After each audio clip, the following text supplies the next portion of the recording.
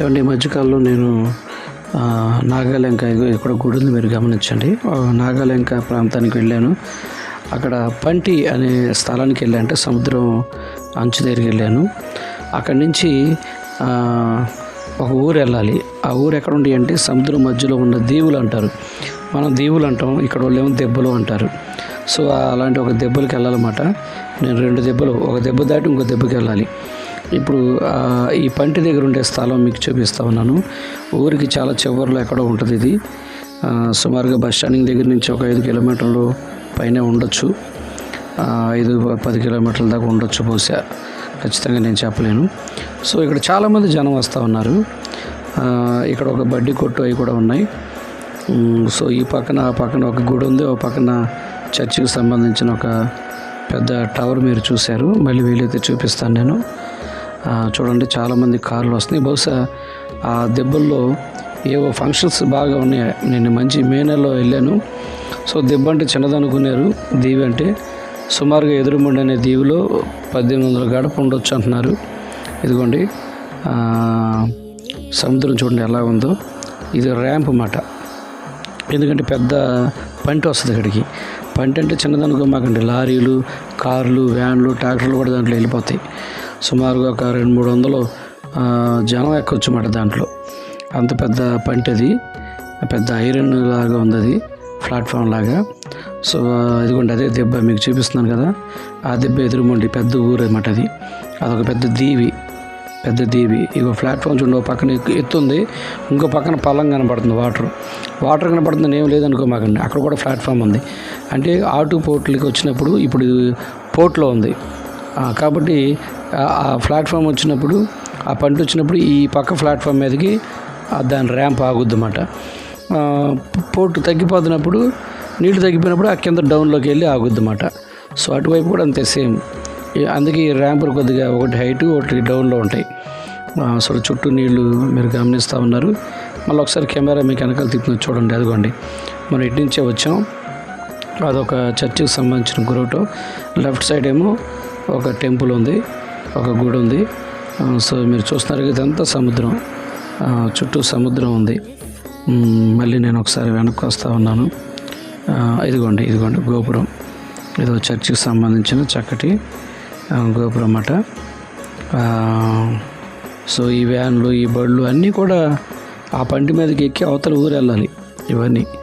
So ఇక్కడ ఉన్న కొన్ని ఆటోలు ఏమో బహుశా సర్వీసింగ్ ఆటోలు అయి ఉండొచ్చు, ఎందుకంటే చాలామంది జనం పంటి ఫంక్షన్స్ అవి జరుగుతున్నాయి. మొత్తానికి మే నెల పెళ్ళిళ్ళు, వివిధ రకాలైన కార్యక్రమాలు జరుగుతూ ఉన్నాయి.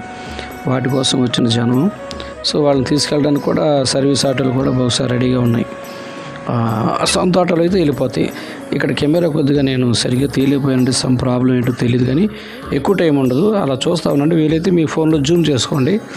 జూమ్ చేసుకుంటే మీకు క్లియర్గా కనపడుతుంది. ఇదిగోండి పంట వస్తుంది మీకు అదే జూమ్ చేసి మీకు చూపించే ప్రయత్నం చేస్తాను. మీరు కూడా ఫోన్లో జూమ్ చేసుకోండి. అదిగోండి పంట వచ్చింది, చూసారా ఎంత పెద్ద పంట. జనం చూడండి ఎంతమంది ఉన్నారు, మామూలుగా లేరు. మీరు దిగినప్పుడు చూస్తారు, ఏదో పెద్ద సినిమా హాల్ వదిలితే జనాలు అట్ట బయటకు వస్తారు, అలా వస్తారు. అదిగోండి పంట వచ్చేసింది చూడండి. ఆ ప్లాట్ఫామ్ మీదకి ఆ పంట ప్లాట్ఫామ్ తీసుకొచ్చి చక్కగా సెట్ చేస్తున్నారు. చాలా బాగా ప్రాక్టీస్ వాళ్ళకి. సో అంత పెద్దది, ఆ నీళ్ళల్లో ఎక్కడ మిస్ అవ్వకుండా కరెక్ట్గా ప్లేస్ తీసుకొచ్చి ల్యాండ్ చేశారు వాళ్ళు. చూడండి ఎలా దిగుతున్నారు జనం, ఎంతమంది వస్తున్నారు. అంటే చాలా కార్యక్రమాలు జరుగుతున్నాయండి. ఎందుకంటే 2 ఊరుల్లో కూడా మనం ఎదురుమండని ఒక దీవి, ఆ తర్వాత ఎలచెట్ల దిబ్బ అని ఇంకో దీవి ఉంది. ఆ ఎలచెట్ల దీవిలోనేమో సుమారుగా ఒక 600 నుంచి 700 గడప వరకు ఉంటారంట. ఇక్కడ 1800 గడప ఉంటారు. ఇక చిన్న చిన్న గ్రామాల్లో కూడా ఉంటాయంట. ముందే లేదు, ఎదురుమండి వరకు పంట వెళ్తుందండి. ఆ తర్వాత గ్రామానికి వెళ్ళాలంటే చిన్న పడవలు ఎక్కి వెళ్ళటమే. మీకు అది కూడా చూపిస్తాను. చిన్న పడవ ఎక్కి వెళ్ళాలి. ప్రస్తుతానికైతే ఈ పంటే వచ్చి ఈ పెద్ద దీవి దగ్గరికి మాత్రం, దెబ్బ దగ్గరికి మాత్రమే వెళ్తుంది. చూడండి వెహికల్స్ ఇవన్నీ ఎలా వస్తున్నాయి. ఎందుకంటే వెహికల్ వేసుకుని వెళ్ళిపోతారు. పెద్ద కాస్ట్ ఏం కాదు, జస్ట్ 30 రూపాయలు మాత్రమే. అది చాలా తక్కువ రేటు నాకు తెలిసి, చాలా తక్కువ ప్రైస్ తీసుకుంటున్నారు. ఎందుకంటే అక్కడ అంతా లేబరే కదండి, చేతి పని చేసుకునే వాళ్ళు. అది కూడా ఒక్క వేటాడటమే తప్ప వేరే ఏమి ఉండదు. సో ఆ విషయంలో వాళ్ళు చాలా న్యాయంగా వ్యవహరిస్తూ ఉన్నారు. నాకు అది చాలా హ్యాపీ అనిపించింది. రూపాయలు ఇస్తే నా బండితో సహా నేను కూడా వెళ్ళిపోయాను. మళ్ళీ అక్కడ బండి వేసుకుని తిరగాల్సిందే, ఎందుకంటే అక్కడ ఆటో సర్వీసులు అలాంటివి ఏం దొరకవు, లేదా కాలినడక. అలా వెళ్ళిపోయాను. అక్కడి నుంచి మళ్ళీ నేను వేరే దీవికి వెళ్తున్నానండి, ఈల చెట్ల దిబ్బ అని. అక్కడ చిన్న పడవలే, ఇదిగోండి చూడండి, చాలా ఉధృతంగా ఉందండి సముద్రం. నాకైతే చాలా భయం వేసింది, ఎందుకంటే ఒక ఆయన అడిగే పెద్ద ఆయన, ఏమంటే ఎంత లోతు ఉంటుందంటే, తాడి చెట్టు అంత లోతు ఉంటుంది అయ్యా, ఇంకా లోతు ఉంటుంది చెప్పలేమన్నారు. అదొక మీకు చూపిస్తాను చూడండి, అదొక చిన్న దీవి, అదొక దిబ్బ, యువతలో ఒక దిబ్బ. ఇట సముద్రం లోపలికి వెళ్ళక ముందే ఎంట్రన్స్లోనే కొన్ని కిలోమీటర్లు, 10 కిలోమీటర్లకి 10-20 కిలోమీటర్లకి ఒక దిబ్బలు ఇలాంటివి ఉన్నాయి. మేబీ ఒక 5 కిలోమీటర్లు 10 కిలోమీటర్ల దూరం ఉండొచ్చు. సో ఇదిగో మీకు చూపిస్తాను చూడండి, ఇది రెండో దిబ్బ, ఈల చెట్ల దిబ్బ అంటారు. మీరు అవన్నీ అక్కడ మీకు పడవలు కనబడుతున్నాయి. అయితే అవన్నీ ఇలా తిరిగేవి కావు, అవన్నీ వేటకి వెళ్ళేవి. ప్రస్తుతానికి ఎవరు వేటకి వెళ్ళట్లేదు, ఎందుకంటే సముద్రంలో ఉన్న చేపలు ఇవన్నీ కూడా గుడ్డు పెట్టే సీజన్ ఇది. సో బహుశా 2-3 నెలల వరకు వేటకి వెళ్ళినవారు, ఎందుకంటే అవి మత్స్యం పెరగాలి కాబట్టి, చేపలు పెరగాలి, ఉత్పత్తి అవ్వాలంటే ఆ గుడ్డు పెట్టే చేపలను పట్టుకోకూడదు. అవి పెరగాలి, పిల్లలు కావాలి, లక్షల పిల్లలు అవుతాయి, అప్పుడే మనం తినడానికి ఆహారం. ఇది చూసండి, పడవ చాలా కిందకి వెళ్ళిపోయిందండి. చిన్న పడవ కదా, నాకైతే పడవలోకి నీళ్ళు కూడా, అలలలో నీళ్ళు కూడా లోపలికి వచ్చేసినాయి. చాలా భయం వేసింది. ఇదిగోండి, ఆ ఊరు ఎంత బాగుందో చూడండి. చాలా ఆశ్చర్యకరమైన విషయం ఏంటంటే, ఇంత లోపలికి వచ్చి ఈ గోళ్ళు ఎట్లా కట్టారు, ఇల్లు ఎలా కట్టారు, సిమెంట్ ఎలా తెచ్చారు, ఇటుకలు ఎలా తెచ్చారు, కంకర ఎలా తెచ్చారు అని చాలా ఆశ్చర్యం అనిపించింది. ఇదిగో నేను వెళ్తున్నాను కానీ నాకు చాలా భయంగా అనిపించింది, ఎందుకంటే ఈ చిన్న పడవలోనే నాకు చాలా భయం అండి, చాలా భయం వేసింది బాబోయ్. ఈ ప్రయాణం చాలా టఫ్గా అనిపించింది నాకు. వాళ్ళేమో ప్రశాంతంగా కూర్చున్నారు. ఈ చిన్న పడవలోనే 2 బైకులు ఉన్నాయి, దాదాపు 8 మంది మనుషులు ఉన్నారు. మాకు అసలు ఇంకా చాలా భయం వేసింది అన్నమాట. ఇదిగోండి ఆ ఈల చెట్ల దిబ్బ అని రెండో దీవికి వచ్చాం. సో ఆ రోజుల్లో ఎవరో మిషనరీస్ గవర్నమెంట్ సహాయంతో, ప్రోత్సాహంతో మరి అక్కడ ఇవన్నీ కట్టడం జరిగిందని చెప్పారు. సో ఎనీహౌ గవర్నమెంట్ కూడా చాలా శ్రద్ధ తీసుకొని వచ్చిన మిషనరీస్ని ప్రోత్సహించి వాళ్ళకి ఎంతో సహకరించి ఇలాంటి డెవలప్మెంట్ చేయడానికి గవర్నమెంట్ చాలా సహాయం చేసింది. సో గవర్నమెంట్ సహాయం లేకపోతే ఎవరు వచ్చినా ఏమీ చేయలేరు. సో మొత్తానికి అలాంటి ప్రాంతాల్లో కూడా మంచి ఇళ్ళు ఉన్నాయి. విచిత్రం ఏంటంటే అందరూ అక్కడ ఎవరూ లేరు. చాలామంది పిల్లలు చదువుకొని హైదరాబాదు, జంట నగరాల్లో, అలాగే 2 తెలుగు రాష్ట్రాల్లో సెటిల్ అయిపోయారు. చూడండి ఆ వెనుక సముద్రం, ఇది కూడా చేస్తున్నారు చూడండి ఒకసారి. ఆ బళ్ళు ఎలా దింపుతున్నారు, 2 బళ్ళు ఎక్కించారు. పడవ కదిలిపోతుంది, నేను పడవలోనే ఉన్నా, ఇంకా నేను దిగలేదు పడవ. దింపుతున్నారు. దాదాపు 7-8 మంది మనుషులు ఉన్నారు. ఊరి నాయన అసలు భయం వేసింది.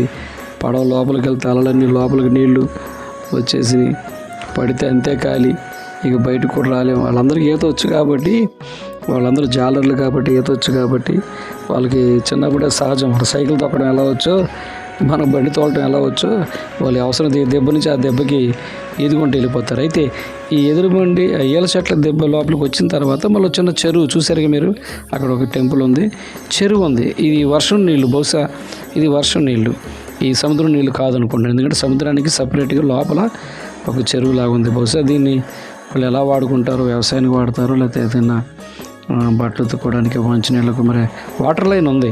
వాటర్ లైన్ కూడా వీళ్ళకి ఎలా ఉందంటే, ఇంత సముద్రంలో చేసుకొచ్చింది కాదు, అటువైపున వేరే జిల్లా వచ్చేస్తుంది, ఒంగోలు వస్తుంది అనుకుంటా బహుశా. అటువైపు నుంచి ఏదో పైప్ లైన్ సముద్రంలో చేసుకొచ్చారంట వీళ్ళకి వాటర్ లైన్. సో ఆ వివరాలన్నీ నేను ఇంకా పూర్తిగా చెప్పలేను. చాలా అద్భుతం, అది ఆశ్చర్యం. తర్వాత ఇగోండి మండల పరిషత్ ప్రాథమిక ఉన్నత పాఠశాల గవర్నమెంట్ వారు కట్టారు. ఫస్ట్లో మిషనరీ వాళ్ళు ఏదో చిన్నగా చేశారు, కానీ తర్వాత గవర్నమెంట్ చాలా పక్కాగా మంచి బిల్డింగ్, మంచి సదుపాయాలు కలిగించింది. తర్వాత చూడండి ఇవన్నీ ఇళ్ళు చాలా ఆశ్చర్యం అనిపించింది. అద్భుతంగా భలే కట్టుకున్నారు. ఇక్కడికి సిమెంట్ రావాలంటే, ఇటుకలు రావాలంటే పడవల మీద రావాల్సిందే, ఐరన్ రావాలంటే పడవల మీద రావాల్సిందే. ఏమండి అసలు చాలా అద్భుతం అనిపించింది. కానీ పెద్దగా చెట్లు విస్తారంగా ఏమి లేవు, మామూలుగానే ఉన్నాయి. కానీ కొబ్బరి చెట్లు అవి అయితే బాగున్నాయి. సో ఏదేమైనా వాళ్ళకి చల్లగాలి బాగానే ఉంది. మేమైతే మంచి ఎండల్లో వెళ్ళాం. ఇది తుఫాన్ బిల్డింగు, అక్కడే ఒక కార్యక్రమం జరగబోతూ ఉంది. ఆ కార్యక్రమానికి వెళ్ళాం, కార్యక్రమం చూసుకున్నాం, మధ్యాహ్నం భోజనం చేసాం, తిరిగి రిటర్న్ జర్నీలోనే ఉన్నాను. సో ఇక్కడ ఒక ఏదో టెంపుల్ ఇదేమో నాకేమో ఇది సాయి బిల్డ్ సంబంధించినట్టుగా ఉంది, అలాగే హిందూ టెంపుల్ సంబంధించినట్టుగా కూడా ఉంది. సో నేను దాన్ని కరెక్ట్గా ఐడెంటిఫై చేయలేకపోయాను, నాకు పెద్దగా తెలియదు. మేము పడవ కోసం ఎదురు చూస్తున్నమాట. ఎప్పుడు పడితే అప్పుడు రావు. అలా వెళ్ళాలంటే మనం కిరాయికి ఆటో మాట్లాడుకు వెళ్ళినట్టుగా వెళ్ళాలి, లేదంటే ఆ సర్వీస్ ఆటోలు తిరిగినట్టుగా సర్వీస్ పడవలు తిరుగుతాయి, చాలా చిన్న పడవలు అవి. ఇదిగోండి ఆ పడవ వస్తుంది చూడండి. మేము ఎదురు చూస్తున్నాం, దాదాపు 15 నిమిషాలు ఎదురు చూసాం. అరగంట వరకు సుమారుగా ఆ పడవ వస్తుంది, మట్టి ఇటు వస్తుంది. సో ఇది జనం ఉంటేనే వెళ్తారు, ఆటో ఫుల్ అయితేనే ఎలా వెళ్తుందో సర్వీస్ ఆటో ఇది కూడా అంతే. జనం ఉంటేనే ఇటు నుంచి అటు వెళ్తారు, అటు నుంచి ఇటు వస్తారు, అయితే వాళ్ళకి ఆయిల్ కలిసి రాదు. పాపం చాలా తక్కువ తీసుకున్నారు వాళ్ళు, కేవలం 10 రూపాయలు. ఈ దెబ్బ నుంచి ఆ దెబ్బ మీదకి వెళ్ళటానికి కేవలం 10 రూపాయలు తీసుకున్నారు. సో ఇక్కడ కూడా చూడండి, ఒక పక్కన పెళ్లి కార్యక్రమం ఏదో ఉంది, ఒక పక్కన జ్ఞాపకార్థ కోడిక లాంటిది దినం కార్యక్రమం ఒకటి జరుగుతూ ఉంది. ఇదిగోండి ఇదే నేను చెప్పాను ఇందాడ, చూస్తుంటే ముస్లిమ్స్ టైపు కొన్ని సింబల్స్ ఉన్నాయి. మొత్తానికి ఇదిగోండి నేను మళ్ళీ పడవ ఎక్కేసాం. వీళ్ళందరూ కూర్చున్నారు, గిట్టుబాటు అయింది, పడవ నిండింది, వెళ్తున్నాడు. ఇప్పుడు కూడా పడవ చాలా కిందకి వెళ్ళిపోయింది, నాకైతే భయం వేస్తూ ఉంది. సో మొత్తానికి అలాగే అలలు దగ్గరలో ఉన్నాయి. గవుకని చేపలు ఎక్కువైతే లోపల కూడా వచ్చేస్తాయి. పెద్ద చేపలు ఏమైనా వెనకాల పడితే చిన్న చేపలు ఎగిరి పడవలో దూకేస్తాయి తప్పించుకుంటాకి. సో అలా అంత ఈజీగా దగ్గరగా ఉంది. చాలా ఉధృతంగా ఉందండి, చాలా విపరీతమైన గాలి వస్తుంది. అమ్మో అలలు చాలా పెద్ద పెద్ద గాలులు వచ్చినాయి. నాకెందుకు ఎందాడకంటే ఇప్పుడు కొద్దిగా భయపడ్డాను. నేను ఎంత భయపడ్డాను, అక్కడ ఉన్న వాళ్ళు అంత ప్రశాంతంగా కూర్చొని నవ్వుకుంటూ మాట్లాడుకుంటున్నారు. ఎందుకంటే వాళ్ళకి ఇది అలవాటు. వాళ్ళకు నాగేలంకి వచ్చి సరుకులు కొనుక్కెళ్ళటం ఇవన్నీ. ఇదిగోండి మేము వెళ్ళబోయే దెబ్బ అది. సో అక్కడి నుంచి మళ్ళీ మనం పంట ఎక్కాలంటే చాలా దూరం బండి మీద ప్రయాణం చేసుకుని వెళ్ళాం. మా బండి అక్కడ పెట్టి పడవ ఎక్కామాట ఇంకో దెబ్బ దగ్గర రావడానికి. మళ్ళీ మేము అక్కడ దిగి మా బండి వేసుకొని పంటి దగ్గరికి వెళ్ళాలి. పంటి నుంచి మళ్ళీ అవతల నాగాలంక ఆ యొక్క ఆ ప్లేస్కి వెళ్ళాలన్నమాట మేము. సో ఇదిగోండి చాలా ఉధృతంగా ఉంది, చాలా ఉధృతంగా ఉందండి, భయంకరంగా ఉంది వాటర్. అసలు వాళ్ళు చెప్తుంటే నాకు భయం వేసింది. ఇదిగోండి మొత్తానికి వచ్చేసాం, పడవ దిగాం, మా బళ్ళు అవి తీసుకున్నాం. అదిగోండి ఆ ప్రాంతంలో ఇక మేము బయలుదేరుతాం. ఎక్కడికి? ఇప్పుడు ఎదురుమండి వచ్చామాట మేము, అంటే పెద్ద దీవి 1800 గడప అన్నాం చూడండి, అక్కడికి వచ్చాం. ఇక్కడ బండి పెట్టేసేసి మేము ఇంకో దీవికి వెళ్ళాం, అది ఏల చెట్ల దెబ్బ అంటారు, సుమారుగా 600 గడప. సో ఇదిగోండి చుట్టూ చాలా ల్యాండ్ ఉంది ఇక్కడ, పెద్ద మనం చూస్తాకి దూరం నుంచి చిన్న దెబ్బలాగా ఉంది, కానీ ఇదిగోండి పంట వచ్చేసింది, రెడీగా ఉంది. పంట చూసారా మీరు, రెడీగా ఉంది. ఇప్పుడు ఆ పంట మీదకి లారీ కూడా వెళ్ళిపోద్ది, లారీ వెళ్ళిపోద్ది, ఈ వెహికల్స్ అన్నీ అవి వెళ్తాయి. మేము దాదాపు సుమారుగా ఒక 4-5 కిలోమీటర్లు ప్రయాణం చేసి ఇక్కడికి వచ్చాం. ఇక్కడ ఎక్కి కానీ మేము నేల దగ్గర ఒడ్డు దగ్గరికి రావాలన్నమాట. ఇప్పుడు వరకు మేము సముద్రంలోనే ఉన్నాం, ఇంకా